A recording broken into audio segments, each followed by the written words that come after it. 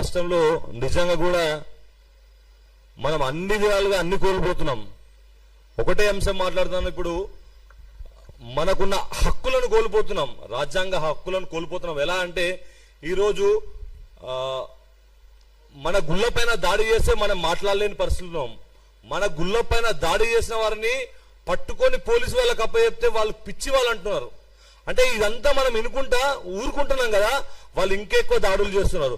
అదే కాకుండా ఆవుల పైన ఘోరమైన దాడులు జరుగుతున్నాయి. బక్రీద్ పండుగ ముందు నేను ఒక 15-16 సంవత్సరాల నుంచి గోరక్ష చేయడం జరుగుతుంది.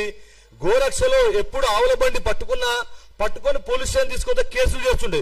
ఈ రోజు తెలంగాణ రాష్ట్రంలో ఈ కాంగ్రెస్ ప్రభుత్వం వచ్చిన తర్వాత, ఈ రేవంత్ రెడ్డి గారి ప్రభుత్వం వచ్చిన తర్వాత ఈ రాజ్యాంగాన్ని కుప్పతొట్టులు వేసినట్టు చేస్తున్నారు. ఎందుకంటే యాక్టులు ఉన్నాయి, అన్ని యాక్టులు లాగానే చట్టాలు ఉన్నాయి. చట్టాలను పక్కన పెట్టి ఈ బక్రీద్ పండుగకు ఆవులను యథేచ్ఛగా వందలాది వేలాది ఆవులను మా కళ్ళ ముందే పోలీసులు మరియు అధికారులు, వెటర్నరీ అధికారులు, పోలీసులు తీసుకొని హైదరాబాద్ తరలించడం జరిగింది. ఈ విషయాన్ని చాలా చోట్ల మేము మాట్లాడడం జరిగింది, కానీ ఏం లాభం లేకుండా పోతుంది. ఎందుకంటే మనం మాట్లాడే మాటల్లో ఒకరోజు ద్వారా మాట్లాడుతున్నాం, ఇట్లా యూనిటీగా మాట్లాడలేకపోతాం.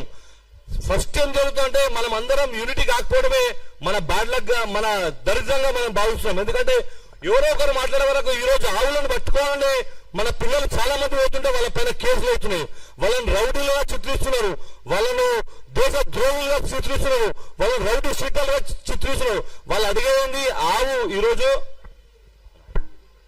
ఈరోజు ఆవు ఏంటంటే ఆవు కోసం గోరక్ష చేసే వాళ్ళ పైన కేసులు, వందలాది కేసులు అయినాయి. రీసెంట్ గా మొన్న మహేష్ వాళ్ళ పైన 20 మంది మీద కేసులు అయినాయి.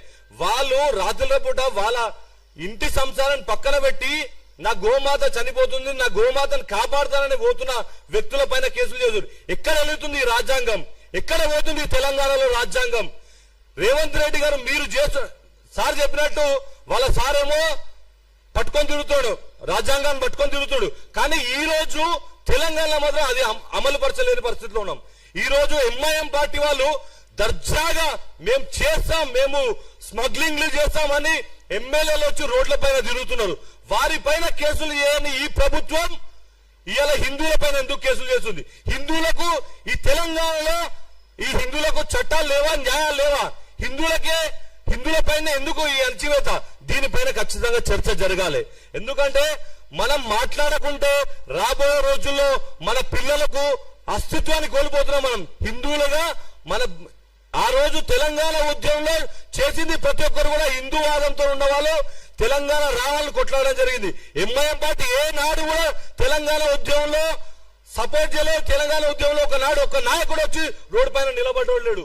కాంగ్రెస్ పార్టీ నాయకులు ఆ రోజు ప్రభుత్వాన్ని నిర్వహిస్తున్న వాళ్ళు కూడా ఏ రోజు కూడా తెలంగాణ రావాలని చెప్పి కొట్లాడినోళ్ళు లేరు. కానీ ఈ రోజు తెలంగాణ రావాలని కొట్లాడి ఈ రోజు తెలంగాణ ఉద్యమకారుల మీద హిందువుల పైన కేసులు జరుగుతున్నాయి. మనం అందరం చూస్తాం. దయచేసి దీనిపైన పెద్ద చర్చ జరగాలి. అదే కాకుండా చాలా విషయాలు, ఎందుకంటే ఇంతమంది పెద్దవాళ్ళు వీళ్ళందరి ముందు నేను ఎక్కువ మాట్లాడితే బాగుండదు.